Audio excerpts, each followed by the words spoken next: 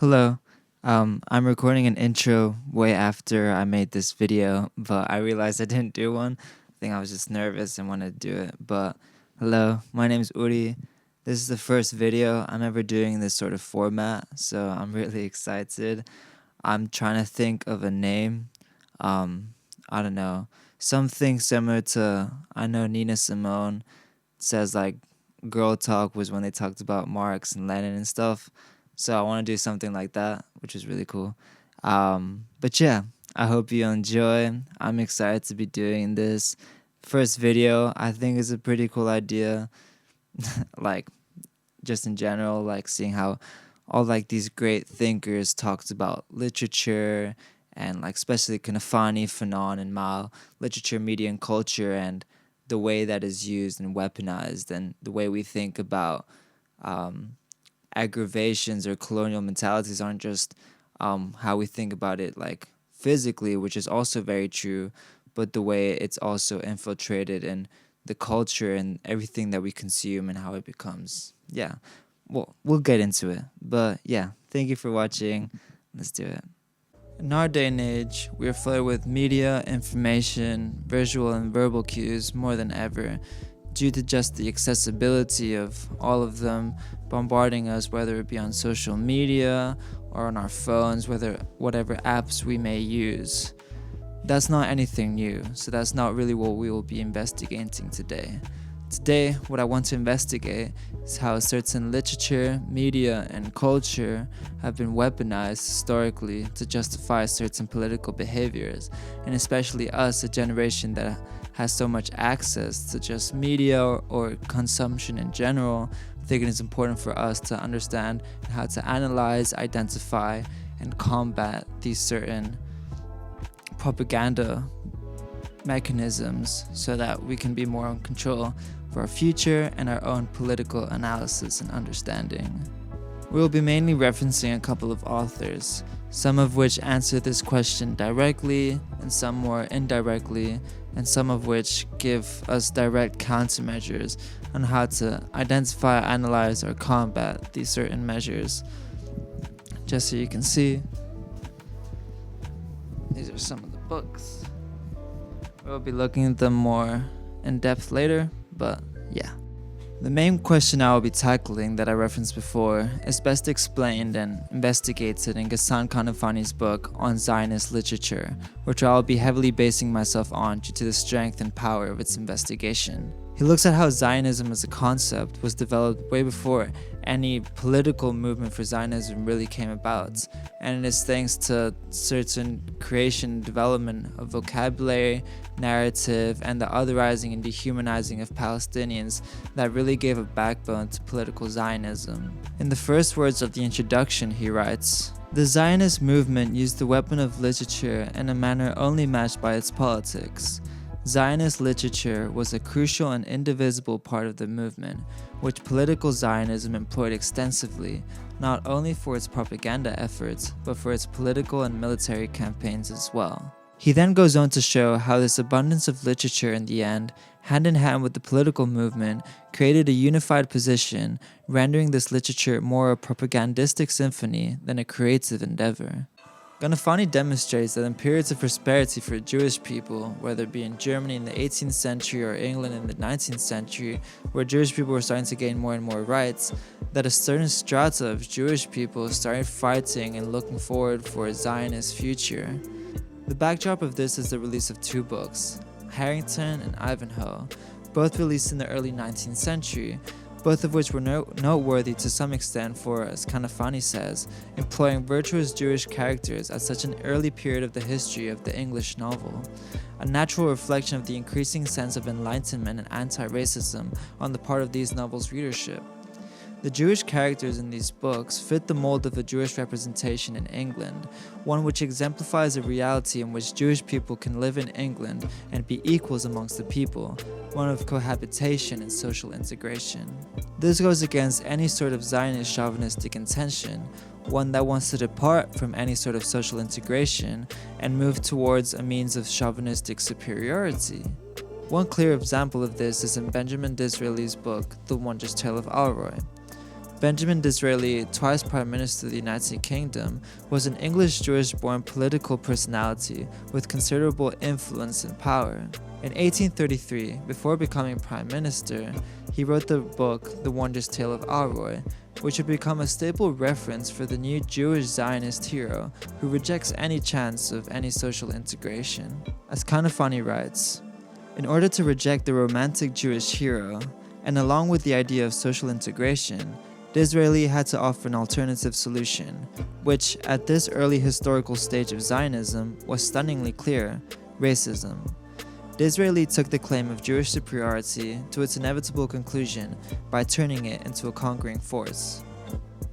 Rejecting integration necessitated one of two possibilities: to either assume a position of inferiority or that of superiority. He summarizes by saying, Disraeli paints the entire world with the same grotesque Hitlerian brush. Race is all. There is no other truth. In the book, Disraeli goes on to make such claims like, what people may regard as an individual action is in fact a racial characteristic. In reality, you cannot obliterate a pure race. It's a physiological fact, it's a simple law of nature, or that Hebrew is an unmixed race. And as Kanafani reminds us, Disraeli was at the top of a politically and economically privileged class of Jewish people. While the majority of Jewish people fought for an anti-racist social integration, the extremist elite fought against it. Jumping forward, after the new staple of the Zionist hero is placed upon the literary sphere with Alroy, we find a new literary phenomena in Leon Uris's Exodus. This book, released in 1958, 10 years after the Nakba and the creation of the State of Israel, where around 750,000 Palestinians were kicked out of their homes, tens of thousands murdered, with hundreds of villages being destroyed, a process which is still going on 77 years later, accumulating in the largest refugee crisis in the world, as well as accumulating hundreds of thousands of deaths and the development of an apartheid state, all in the face of the world. Exodus was a further literary statement that was used politically, especially in the United States, to justify the genocide of Palestinians. Just before we get into it, I think it's important to highlight the framework of the Zionist literature of the time, with rhetoric that is still used today to justify the creation and the maintenance of an Israeli state. As Kanafani writes, a common phenomenon runs through Zionist literary works. While discussing the war of 1948 in Palestine, the author spends half of their book invoking the Holocaust in Germany during the Second World War, while displaying the same competence in either entirely ignoring the Arab point of view during the very year in which the novel is set, or in distorting it by representing it as laughable and illegitimate. In the Zionist novel, Hitler artfully binds Israel along with the Jews.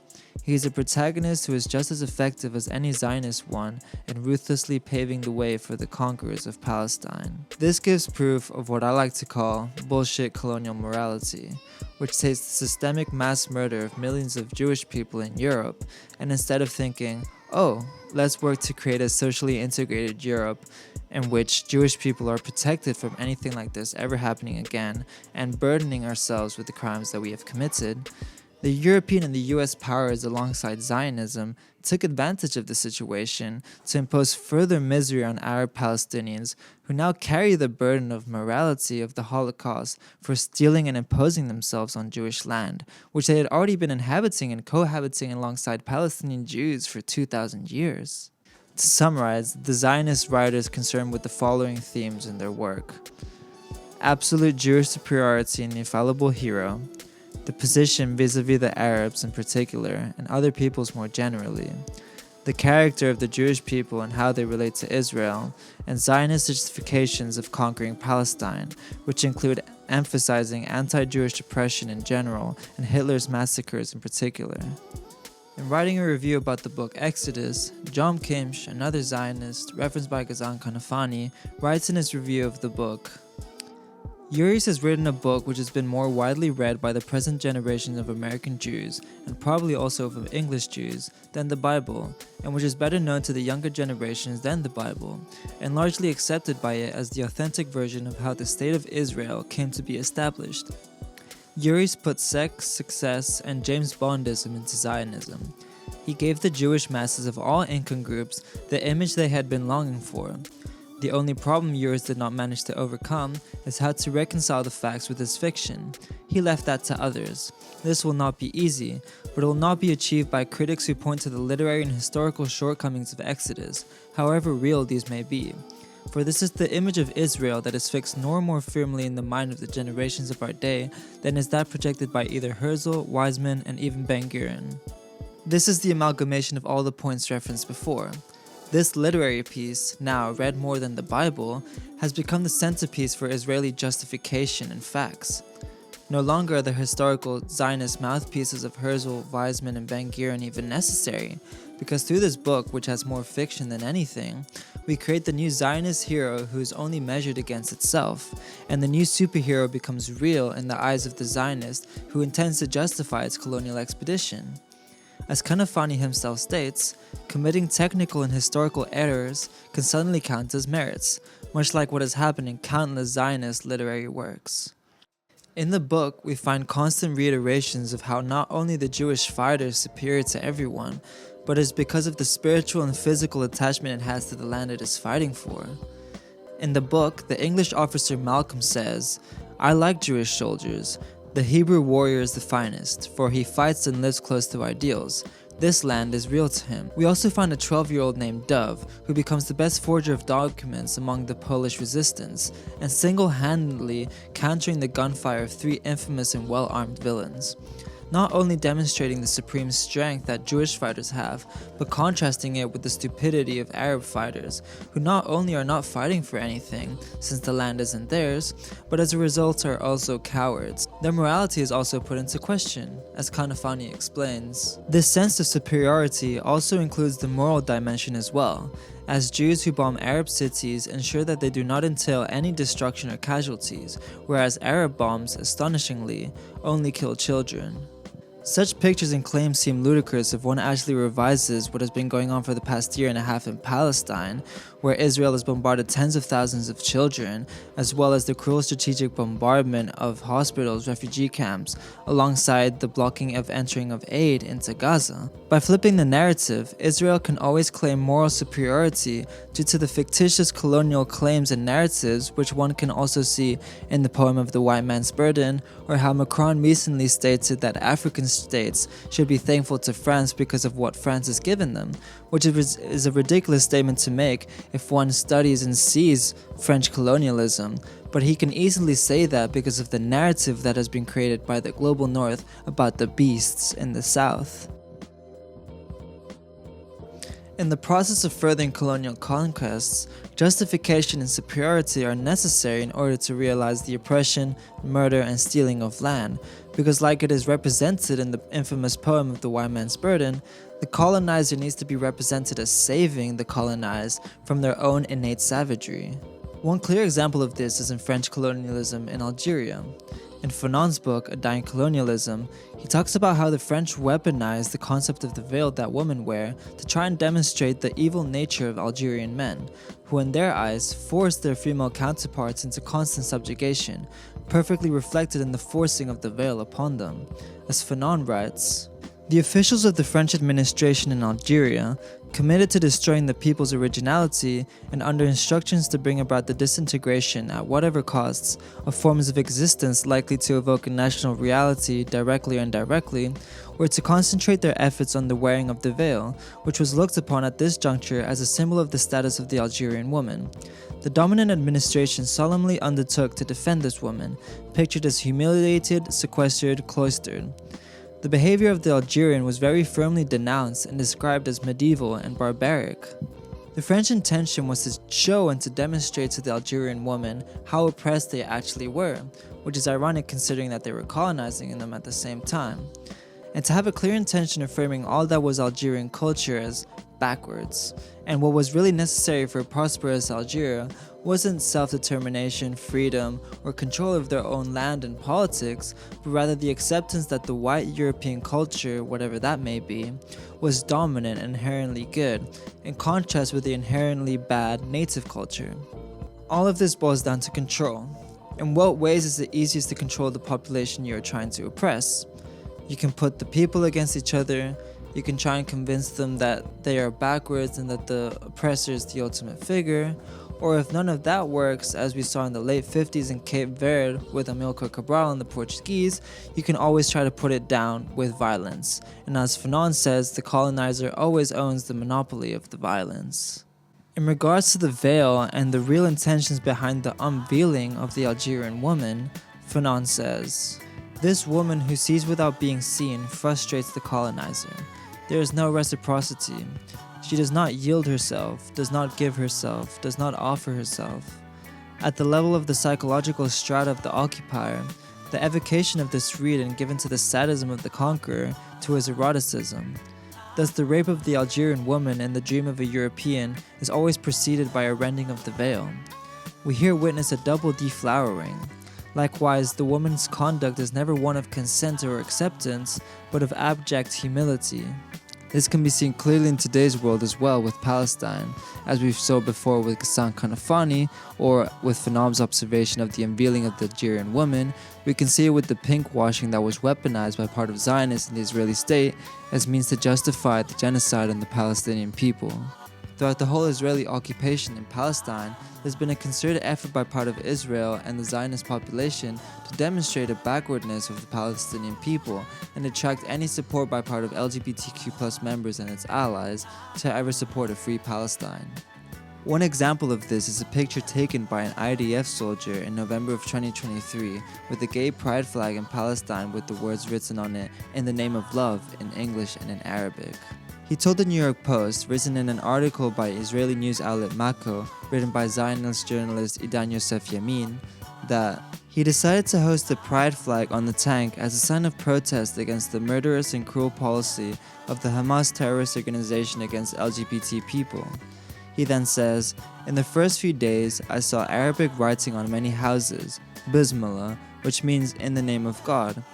I decided to play on that with the word Bismillah love, which means in the name of love. My intention is to hang the flag in Gaza as a call for peace, love, and freedom."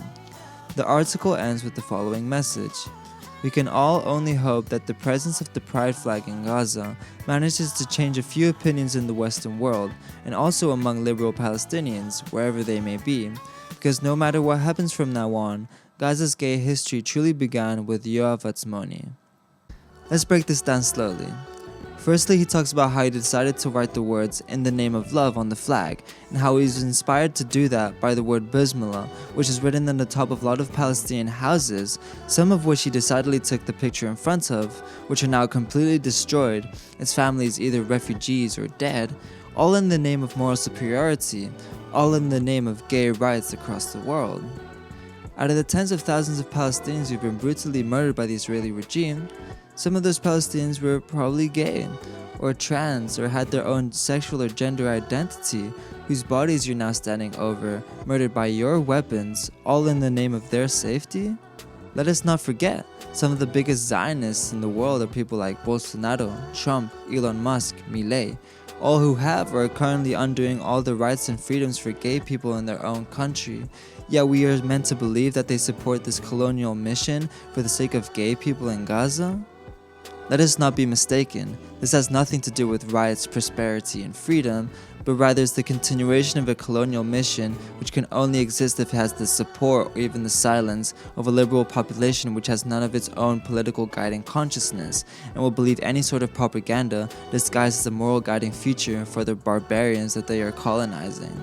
The phrase "liberal Palestinians," wherever they may be, disguises itself mid-sentence but says more than the eye might catch at first glance.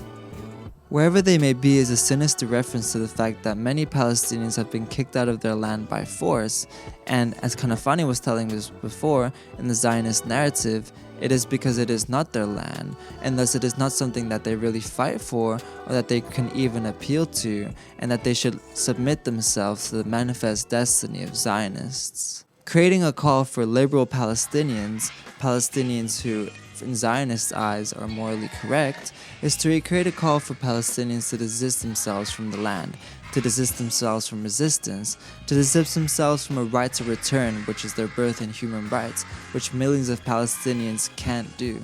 Lastly, Yosef Yamin writes in the end, Gaza's gay history truly began with Yoav Atzmoni.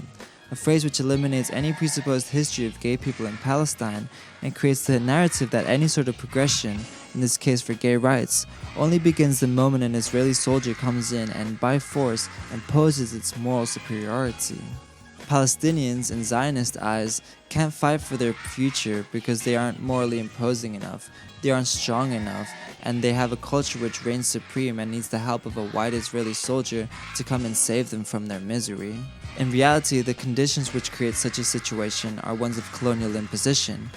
77 years of forced evacuation of your land and murder, or ones where you're not able to address the societal relationships and dynamics in your proximity, and the main urgency is always to get rid of the imperialist power that is taking away your land. We can see this in China, where the Kuomintang and the Communist Party work together to rid themselves of Japanese imperialism, or in the cases seen before, Algerians in Algeria during French colonialism. And as Fanon writes, "The doctrine of the revolution, the strategy of combat, never postulated the necessity for a revision of forms of behavior with respect to the veil. We're able to affirm even now that when Algeria has gained her independence, such questions will not be raised. For in the practice of the revolution, the people have understood that problems are resolved in the very movement that raises them." In no case in history do we see a genuine part by the colonizing nation to develop a colonized nation, because then that nation, for the colonizer, loses all of its wealth. Now that we've seen a bunch of examples in literature and media being distorted for the sake of power, let us now look at the flip side. What have people written about revolutionary arts? What have people said about art that works not for the furthering of capitalist imperialist expansion, but rather art cultivated for the well-being of the people? For this, we can turn to Mao's writings, specifically his speech he gave on the 23rd of March of 1942.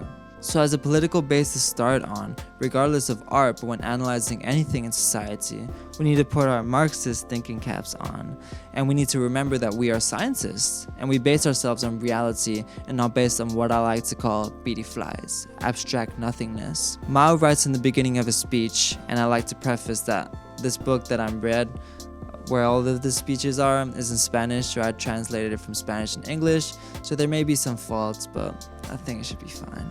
We are Marxists, and Marxism shows us that our focus on a problem needs to base itself not on abstract definitions, but rather objective facts, and by means of analysis of these facts, determine the path to follow, our political orientation, and our methods.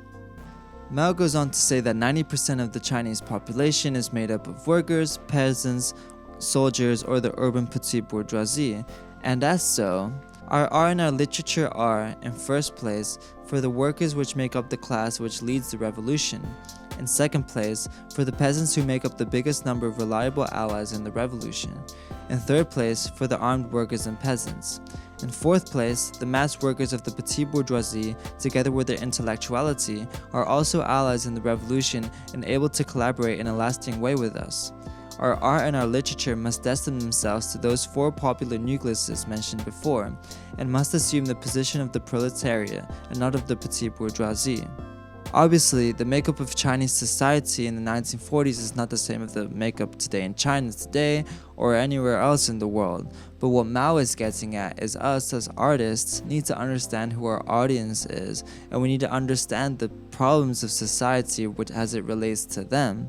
If we as artists don't understand the realities that people can't pay for rent, can't pay for food, that people are being persecuted for being immigrants or minorities, or the fact of colonial expeditions across the world, then how do we as artists really resemble any reflection or the mirror of society that we claim ourselves to be?